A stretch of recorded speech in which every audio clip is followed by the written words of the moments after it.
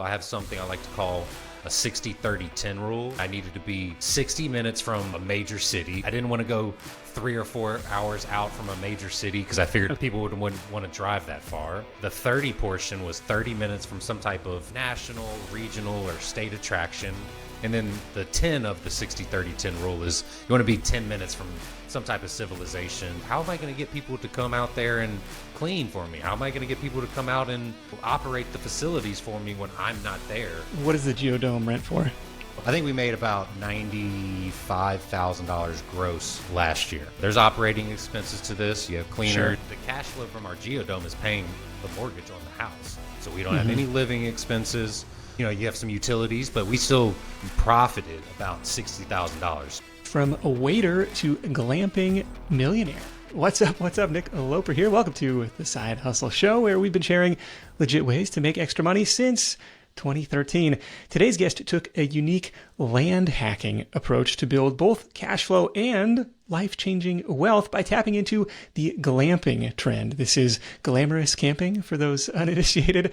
Now, for the day job, he teaches short-term rentals at BiggerPockets, but on the side, he runs a multi-six-figure glamping operation. From Cameron Ranch Glamping.com, Garrett Brown, welcome to the Side Hustle Show.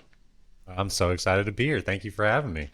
Me too. This is a new topic in the 670 plus episodes of the show. So stick around.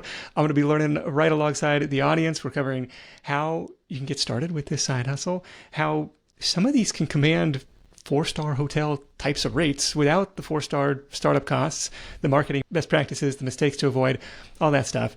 But Cameron Ranch doesn't happen by accident. You see this trend and you say, look, I got to get in on this. I got to figure out a way to take advantage of that.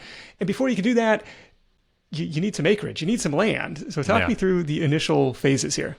So I went all in, for a lack of better words, into the glamping side because I was able to get this land with something called land hacking is what I call it. In the BiggerPockets community, we've coined the term house hacking, which is essentially where you buy a property with, 4, 5, 6 bedrooms, maybe 3 bedrooms, and you rent out those rooms to either, roommates or friends or, tenants or whatever you want to call them. And then they're helping you pay down the mortgage while you're almost essentially living for free. So I was like, why could I not take that same concept and do this with, maybe some cabins and call it land hacking? So I found a property I'm in Houston, Texas, and I was looking for something within the vicinity of Houston, Texas that was a little more rural. I have something I like to call a 60-30-10 rule. Now I've coined it that, but at the time I knew that I needed to be 60 minutes from, a major city. And so I found some land. I didn't want to go 3 or 4 hours out from a major city because I figured people wouldn't want to drive that far. Yeah. I thought of the 30 portion was 30 minutes from some type of national, regional, or state attraction. The land I ended up finding was about 10 or 15 minutes from a lake. It's called Lake Livingston, which is the second biggest lake in Texas. But it was also near a state park. It was also near a national forest. And so there was a few attractions. And then the 10 of the 60-30-10 rule is you want to be 10 minutes from some type of civilization, a Dollar General, gas station, Walmart, anything like that, because I knew that if I was, in a beautiful place, but 30 or 40 minutes away from civilization, I was like, how am I going to get people to come out there and clean for me? How am I going to get people to come out and, operate the facilities for me when I'm not there? There's such thing as too remote. Yeah, exactly. And I see people, they'll see really cheap land in a really, remote area. And I'm like, well, there's a reason that land is extremely cheap because you're going to have a hard time turning that into anything for, a million different reasons. So I ended up, researching a lot of places. I found a house that was on a little over 10 acres. And so I knew that having that house on the property, it's very hard to get a loan for land. Usually a lot of people, just raw land. Yeah, a lot of people have to buy it with cash. You can probably get a loan for 50% down, which a lot of people 50% down, even if you're buying a piece of land, it's still going to be, maybe $100,000 or something that's really expensive. And then you have to spend the money to actually develop the site. So I found this house on about 10 acres in a unrestricted area. It wasn't in a neighborhood or an HOA or anything. So I sold my townhouse that was in Houston. I took a little bit of the money I made off that and put this into this new house, which I only had to put 5% down on, which it was a $500,000 house, $550,000 house to be exact. Okay, but on 10 acres. On 10 acres. It came in appraised at $600,000. So I already had some instant equity when I went into it. But the cool thing, a lot of people, if you work with a really good real estate agent, you could know this possibly, but I had the 5% down, but I also was able to negotiate a 3% seller concession into my offer. And so what that did is I almost went into the property for about 2% down, because I had a 5% down payment that I needed to put down.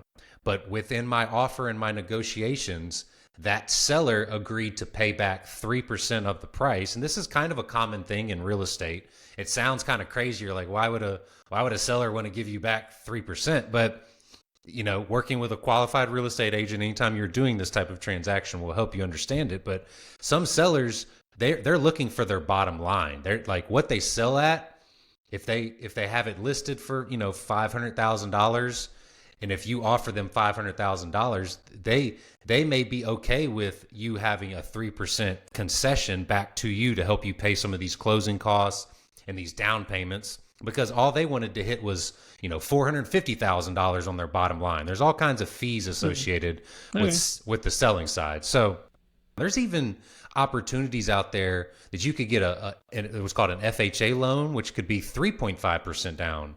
You could even possibly get a USDA loan, which is a government loan, and getting into that wants to develop rural areas out there for people that are kind of curious into what they could do. And if they're thinking of glamping or land hacking or maybe, building anything in a rural area, there's different options out there. So with all the money that I was able to save up front, I only ended up having to put it was like I think it was about $12,000 down by the time, all the things paid through and I had my concessions go through. Yeah. That money, the money I saved, I ended up building my first tiny cabin on the property. The really cool thing about land hacking is one of the most expensive things when you're doing raw land is the utilities, getting electricity to the property, figuring out how you're going to get water, figuring out how you're going to be on a septic system, or are you going to have public sewer available to, have for restrooms and things like that. So one thing about having a house on the property is that electricity is right by the property because that house has electricity. Yeah. There's a good chance that you're going to be able to either tap into that water system they have, if it's public water or if it's a water well system, which this property had a water well already. Okay. And then the septic is a little bit of one that there's not many ways to go around it, because usually the house that's built, if you're on in remote land, is usually going to have septic systems. You're not probably going to be able to tie into that septic system because they're very strict on the size of it. So one of the big expenses I had was a septic system that I had to design, which cost about $8,000 to put on for my first 2 tiny homes. And then the road system. Those are 2 things that I personally underestimated myself. I had to get, so I had the land and I put my first tiny cabin, it's called a Geodome. It's basically like a glorified tent, but it's like made out of steel and it's got like this 10-year long canvas. And so, okay. And we bought it for about $13,000. There's a company called Pacific Domes in America that make them. They're in Oregon. There's a lot of like cheaper options out there, but I personally wouldn't recommend them. That seems fairly affordable for a semi-permanent residence. Yeah, exactly. And and then you build your foundation under it and things like that. But I've seen people buy $2,000 or $3,000 geodomes from Alibaba and all these like some different worldwide sites that will sell them, and then within a year they're deteriorating. So yeah, that's a good thing about buying with a company that has reputation. But we bought it for about $13,000.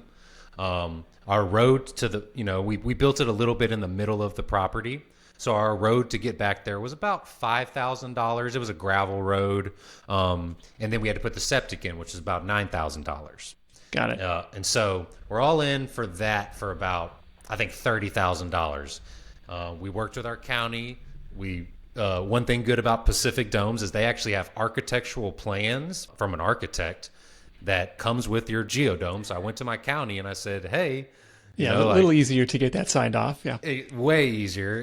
They were very skeptical at first, but they were open to hearing what I had to say. And then I was like, hey, this is what I want to do. Like, I have these plans. These are stamped by an architect. Like, is this doable? And luckily my county, I was in an unrestricted area. My county was on board with it. Not every county is going to be, so make sure you're talking to local permitting departments and just be honest with what you're thinking about doing.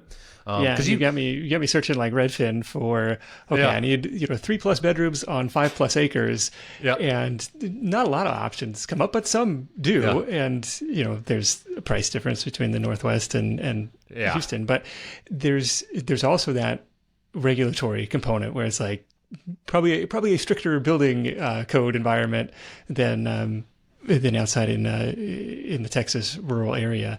But you never know. You never know until you ask and figure out, well, what can I realistically do with this parcel or this piece of property? And so this is where the math gets kind of interesting. So, okay, I got a place to live, right? Because the land had a house on it. If you wanted to go live out in the burbs, deep burbs. Yeah. And then for $30,000 with the septic and the road and the structure, now all of a sudden I've got this asset that could potentially start cash flowing. It's like, now we got to turn around and rent this out. Yep. And we tapped into the water and the electric that we already had at the house. And so that was about another $5,000, I think, to, trench some lines and add some lines to get to where we were. So we're about $35,000 there. We added a hot tub because we knew that there's a major selling point we wanted to rent, we wanted to rent at a luxury price. A hot tub it's a little more work, but it increases your revenue by about 36% just by adding this one simple amenity. Wow. So it's almost like you have to have that. It pays for itself right away. Yeah. Yeah. So for people that are listening and thinking the same thing as you about like, oh, well, I don't know if I can get things like this permitted in my area because, rural Texas is a lot easier to build in. Just simply find out find out a county that you're interested in and call that permitting department and talk to them. And I've called about 3 or 4 different counties before I even figured out the county I wanted to go to, because I would just call them and I would say, hey, like, would y'all allow this? And if a county is like, absolutely not, never, we would never do that, then you go, okay, that's not somebody I'm going to want to deal with. Cross that one off, yeah. No, but you're going to, most of these smaller counties, they have like 1 or 2 people that work in their permitting department. So you just need to reach out and ask them. And I also would ask local contractors. I started calling some local contractors in areas and I was like, hey, what do you think of County A versus County B? Have you, are they more strict there? And every single contractor was like, hey, go to County B. I promise you, they're way, way easier to deal with on this type of like. Oh, interesting. Yeah. And so then. So we've got like Mount Rainier National Park. We've got Olympic National Park. We've got Lake Chelan and Eastern. Well, there are some decent destinations here that people are coming to from out of state, and they're not super close proximity wise to go visit on a day-to-day basis, but it could be feasible if you find something in proximity there following your 60-30-10 rule. Yeah. And there's a lot of really cool stays in the, Pacific Northwest area that have already been established. So if you find some areas that maybe have 1 or 2 kind of unique, there's like some immaculate tree houses and like floating Airbnbs I've seen in the trees up there. Yeah. There's like a famous tree house that's nearby us. So maybe piggyback a little on some of those stays and say, call those counties and go, hey, I have a project I want to do. Is this feasible? Or, even the worst case scenario, quote unquote, would be you build something a little more traditional built, but then figure out a way to make it really, really cool with some of the amenities you add. And, you can have I have friends that have very basic cabins, but they made, they had a hot tub, but then they maybe built a little outdoor grilling area. They put some like LED lights and just some like really cool features to it. And they still just cash flow like crazy because they built an experience. You know, that's the whole thing here is you want to build an experience for that when somebody comes out into, you know, your place that you're thinking about building, that they're going to leave there like going, wow, that was, you know, I can't get that type of, you know, vibe anywhere else. So I even have a friend in the UK who has a glamping site, who's one of my mentors. He has 11 cabins on 3 acres, and he is booked out for 2 years in advance, and he built them all himself. Wow. And you know, he spent maybe $30,000 to $40,000 on each structure. And so you don't need 10, 12, 40 acres to do this. A lot of it is building the experience and then building it right. You could easily have a very profitable glamping site with a couple acres, a few acres in a good area, similar to we did. We got the first one going. It started renting out. We ended up spending we probably were all in for about $60,000 by the time we did flooring. We did an inside bathroom, like everything top to bottom. Garrett, the number keeps going up. First you said 30, then you said 35, and now you're telling me 60. Well, yeah, well, there's some scope creep here as it goes. Yeah, well, you know, I mean, I'm going through the levels of what you have to add, you know, I mean, because you could slap one up for 30,000. I have friends that have done it. You can do it. I'm speaking on how high I went with it, but anybody could do a much more basic setup and still run into a business. I have friends that have put up a safari tent with, you know, a fire pit, and they maybe $5,000 per tent, and they, you know, they're still getting a few $1,000s a month. It's all kind of dependent on what your goal is and how high of a luxury item you want to go to. So what does the Geodome rent for? So my Geodome now, 2 years in, it rents for we get about $422 average daily rate with cleaning fees and everything included. And we're booked about 88% of the year, 88% occupancy. So we made about $95,000 gross last year. You know, there's operating expenses to this. You have cleaners. Sure. We have our mortgage the cash flow from our Geodome is paying the mortgage on the house. So we don't have any living expenses.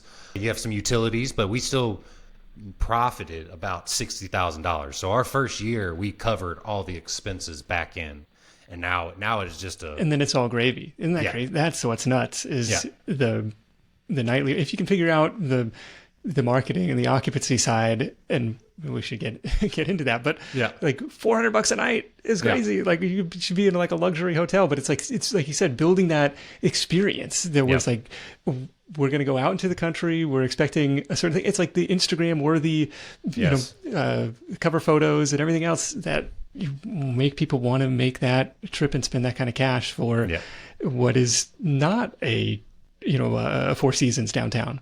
Yeah, no, I think it's crazy all the time. Other people tell them how much we do. And, spoiler alert, we built more tiny cabins on that same land that do even better than the Geodome because of everything we learned. Cost a little more to build, but the cash flow we had coming in from the Geodome, we rolled it into more tiny cabins. I've got enough space here where I could basically lather, rinse, repeat, add something. It sounds like a slightly different build, or kind of you called it like a tiny cabin, or almost like a kit build where it's, find a place, plop it down, and it's not necessarily hammers and nails and foundation, like building something completely from scratch. Yeah. The second tiny cabin we built on site, and people are, this is when I got creative with it. We planned how we were building. So we built in phases. We built the Geodome closer to the house because it's cheaper to get the utilities there. Okay. And then we kept expanding some on the land. The second build that we did, I found a company. They're called Oud. They're from Eastern Europe, Estonia, but they make mirror cabins where there's this really cool tiny cabins that have these mirrors all surrounding them basically, and you can see outside but can't see inside.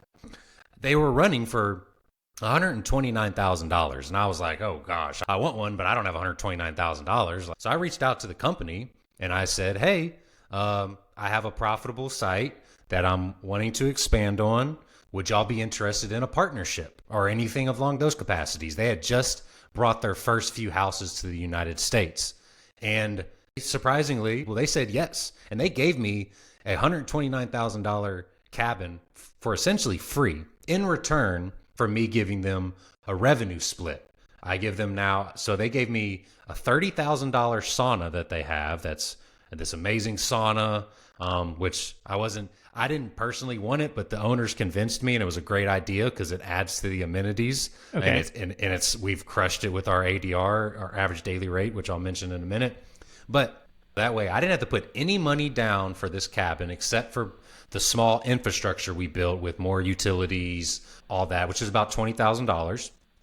They gave me the sauna and the house, dropped it on a crane, and that cabin alone is doing $498 average daily rate for 2 years. Has been booked.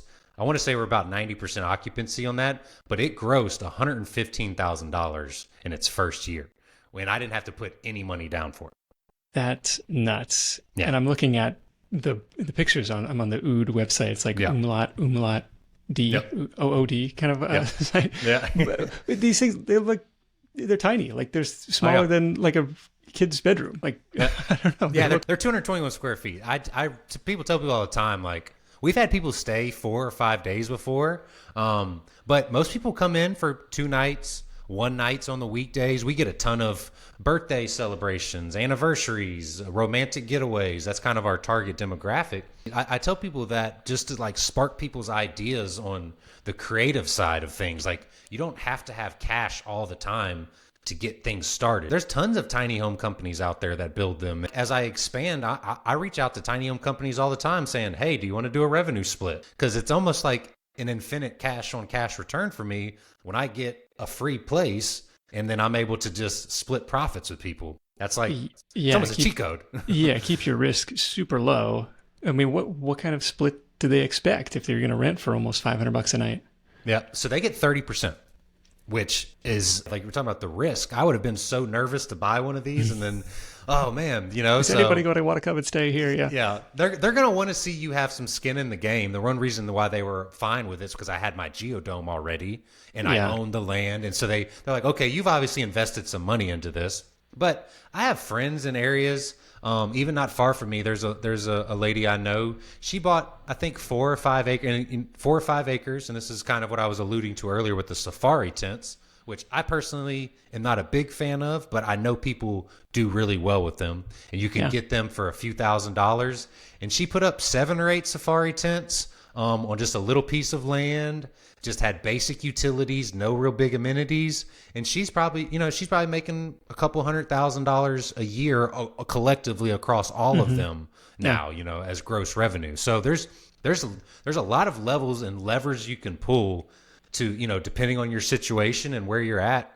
And even now that she's built up that business, she could replace one of the tents with her cash flow and maybe, get a more unique tiny home or something that will bring in a higher average daily rate. And as she keeps reinvesting back to her business. And the really, cool thing to me about this, and, I'm hoping other people can see this as this is how I've planned to build generational wealth, is that property that I took that was worth $550,000. But now we have 4 tiny homes. I have tiny homes in other cities as well. But that land value and everything I've added to it, appraisal wise, it's worth about $1.5 million now because of all the utilities I've added, all of the infrastructure I've added. And because I've built out a business on the land, I could sell everything with the assets, the house included, everything, as a total business one day if I wanted to.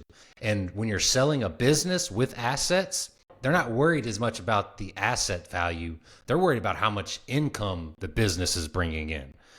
Yeah, it's crazy to be generating that type of nightly rates, that type of monthly cash flow, and to have added $1 million in equity to the property in just a few short years. I think that's really, really inspiring. And I like this kind of creative financing aspect. Well, so I don't want to buy this thing for $130,000, but like, it's almost kind of a glorified owner financing type of deal where like, hey, why don't we see what a cash flow that I'll pay you a percentage of the proceeds and stuff like that. Yep. I want to shift gears into the marketing side of things because there's always the the adage of if you build it, people will come, but that's not necessarily the case.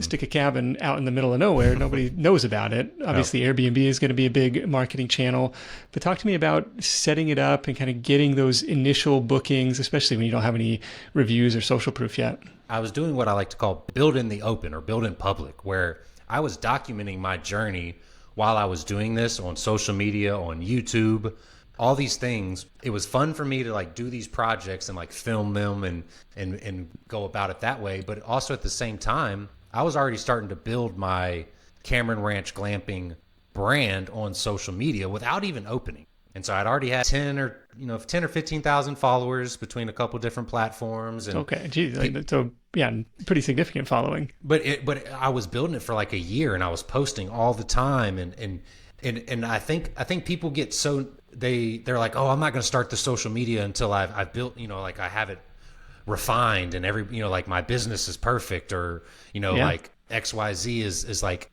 flawless now. And it's like, no, people want to see. Right now, people want to see the struggle. People want to see you, like your trials and tribulations, your wins and your losses. One of my most viral ones that I made through a few times is I had this big issue with building. I was trying to build this like really cool, I call it a cowboy pool, but it's just a big stock tank pool. And then we put a filter into it for like above ground pools. And I was building this and like I was documenting my journey of how to learn how to do this. It was an amenity for my short-term rental site, but I had this video just because people like to see something cool that they may think about. I think it's at like 20 million views now across like TikTok, Instagram, YouTube, all that. Every single platform it went viral on.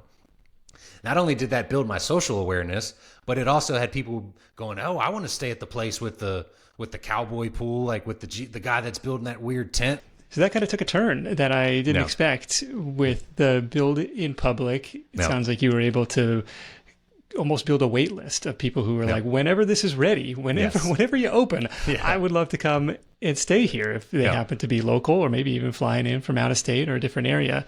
So talk to me about the first bookings. Because we built out this side of things, I was able to get some immediate bookings. And honestly, like, it sounds like, looking back, it's like, oh, it sounds so simple, but like we launched the Geodome. It was a year of work, but yeah. I was gonna say we launched the Geodome, and instantly we've never had a slow month since then, and we've been open for over 2.5 years now there. And I think even from the first day, we booked out. I think we launched in May 2023, and that whole month was maybe 2 or 3 dates were not booked, and it was all because I was building in public. Like, and then I made sure to get. I knew I got professional photos. I paid for a few hundred, I think it was about $300 or $400 for really, really good professional photos. And then we just, we launched it, and all that building in public and building up the trust with people, it took off. I worked with some local content creators too. That's something in this space that you can do if you're, looking to anything in this space, any foodies or travelers. I was starting to reach out to anybody in Houston to say, hey, do you want to come stay at my place for free? And, I'll give you an exchange stay, and you just promote it. Some of them would come stay for free. A couple of them wanted to charge me money, and I was trying to decide, like, some of them are expensive too, like $1,000 to come stay. And I'm like, oh man, this is right when I was starting. I'm like, oh man, should I do it? And a couple of them, they did okay, not as good as I want, but there was a few of them that I paid that just took off. And also there were some free ones that did just as well. That I tell people that to also allude to that you don't have to always work with the biggest paid creators and all this with your business. And sometimes finding those people that are hungry and want to make good content, and you can watch their content and tell, like, okay, this person, like, I like their videos. Like, there was one guy that he had like 1,000 followers, and I watched a couple of, he reached out to me and he was like, hey, like, I love, it was a unique stay. There was no other Geodomes in Houston. So like a lot of people were trying to come to make cool content, and he reached out to me, and I was like, okay, I'll check it out. I looked at his page, and you could just tell he was going to restaurants, and he was interviewing owners, and you could just tell he kind of cared about his content, but he didn't have a ton of followers. And I was like, all right, well, I'll give him a shot. His video exploded. It got like 1 million views, and then he came back and did my other cabins, and got like 1 million views on those. And it was just because I saw that he had a good storytelling, and now his following is, exploded since then. But sometimes some of these content creators, if you're building a business, are the right story to highlight to blow up their channel as well. And you may be that story if you talk about your trials and tribulations with them. And one of the videos I had with him was me talking about how hard it was to build the site, how long it took to build the site and all the things that we faced. And because we were telling that story about all our struggles, and how he highlighted the content, it did amazing. Any social media presence is not always going to be guaranteed to have the virality that you want, but sometimes you have to take a few swings to hit that home run with them.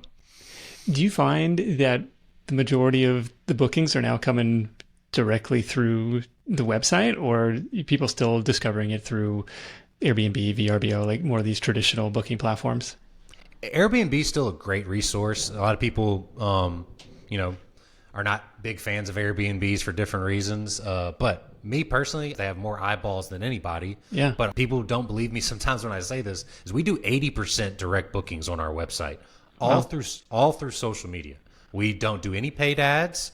We don't do, we're exploring those options, but all we worry about is organic SEO content, or search engine optimization for Google. Okay. And then we do organic content on all of our platforms. I even have a girl that works under me now that does all of my social media content. We have videographers come out and shoot it, but she posts 7 TikToks and Reels a week. And we have just exploded just on social media growth, just doing that formula. And we do, like I said, 80% direct bookings. And I wouldn't be surprised if we end up getting into the 85 to probably 85% by the end of the year. Airbnb still has a big grip. Some areas, Vrbo is still kind of popular, but for the most part, it's pretty much direct bookings and Airbnb. But I do recommend people being on as many of those platforms as they can. There's a lot of them popping up. There's one called Glamping Hub. There's one called Hip Camp. And we get a few bookings through those, but maybe 5% out of the year. But majority is direct bookings, and then that second tier is Airbnb.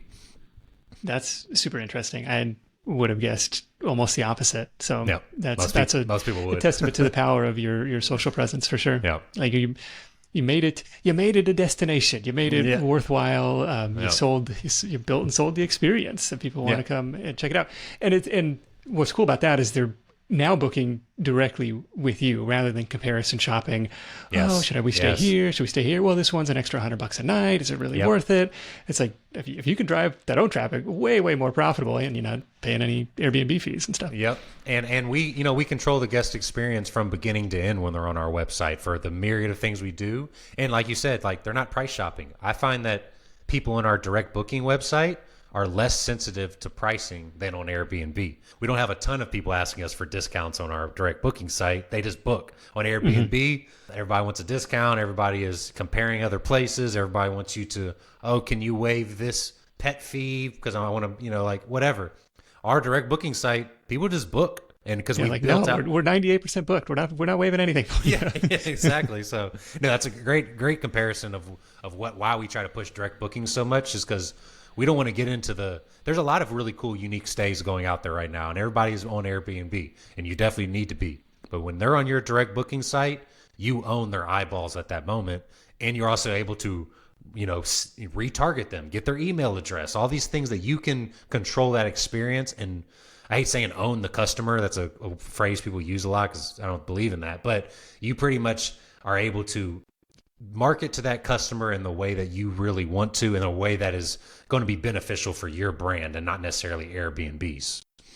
And it looks like Lodgify is the software that's powering that direct booking experience. Yep. Anything else on the tools and tech side that people should know about? So I work a full-time job, and I manage now 10 rentals. I own a good bit of them and also manage for some other people.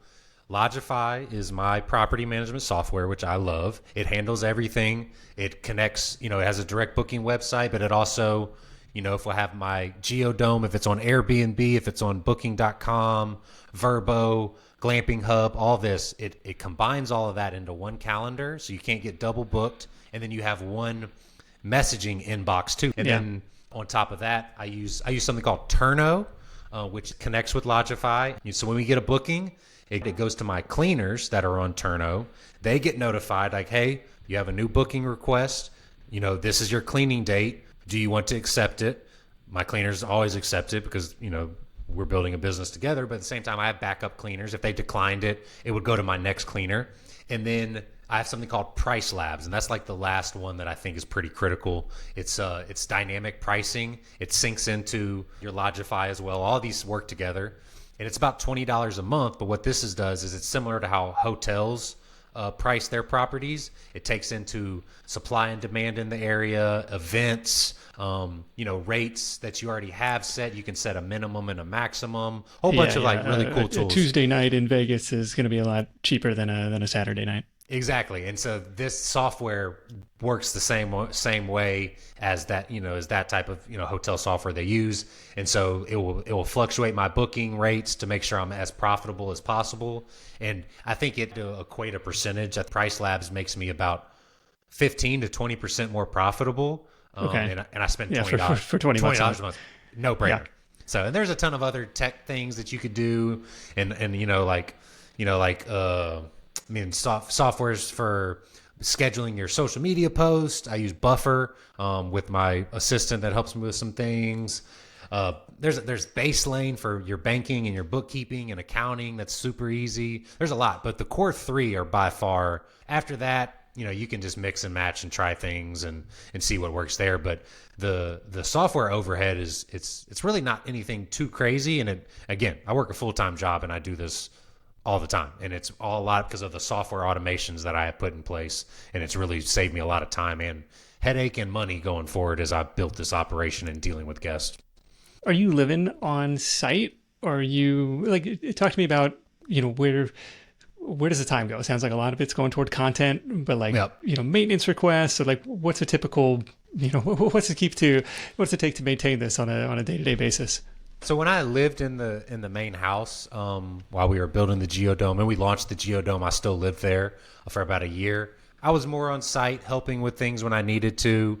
But then now as we've expanded and grown, I've really empowered my cleaners. Now that I've been out in that area more, I've met electricians that I trust. I've met plumbers. I've met handy people. And I kind of just have a Rolodex of things, of people that if an issue pops up, I give them a call and they can go handle it. Because I built out those systems and team, and I really empower my cleaning team too. That's something that people are always looking for, the cheapest cleaners and this, and it's like that's the one area I would never skimp in. Like, I pay my cleaners very well, but they also do an amazing job, and they go above and beyond for me. Like even today, we needed to refill some propane tanks, and normally I have a couple people out there that help me with things, but my cleaner just went and handled it for me today because she had a little extra time. I want them to be happy with us, go above and beyond for me, and then stay with me for a long time, because training and teaching new people how to help that's a whole other headache that I don't want to get like back any into. business, the turnover is expensive. Yeah. It just goes back to treat the people that you do trust, treat them well, pay them well, and I promise it's going to make your life easier and make you more profitable in the end. So don't skimp on that. Any expensive mistakes or surprises you've seen over the last couple of years? The one thing that I underestimated with this, and I still continuously just pay a lot for, is just the upkeep of the land. There's big floods and rains coming. I usually have to have more gravel put down on the road, mowing the lawn. I mowed the lawn and stuff myself for the first bit, but then when I moved off property, I have a guy come out there to mow it a lot. And he does great, but cost a lot. It's not cheap. Grass grows very fast, and to have that pristine element that you want for the certain areas, it costs a lot. And then I have another a day helper now that goes out a good bit to the property, and he's pulling weeds constantly, and the things I used to do all the time, like fixing little lights. I think just trying to figure out how to make I don't want to say landscaping, but I guess it kind of is landscaping. That's just try to make it as efficient as possible. And then the other thing is, even myself, I was buying expensive outdoor furniture and all these things, and I don't want to encourage people to buy cheap, but an example is I was buying these expensive Adirondack chairs with all these couch cushions on them for outside, and within a month or two, they were dirty, ruined. Like, like I think just think about the outside. And then more. people, and I appreciate you sharing that. So you've got the BiggerPockets day job. You've got the glamping sites. What's next for you? What are you excited about? So I actually just wrote my first book with BiggerPockets, which I'm super excited about. It's called The Glamping Investor. It comes out July 15th.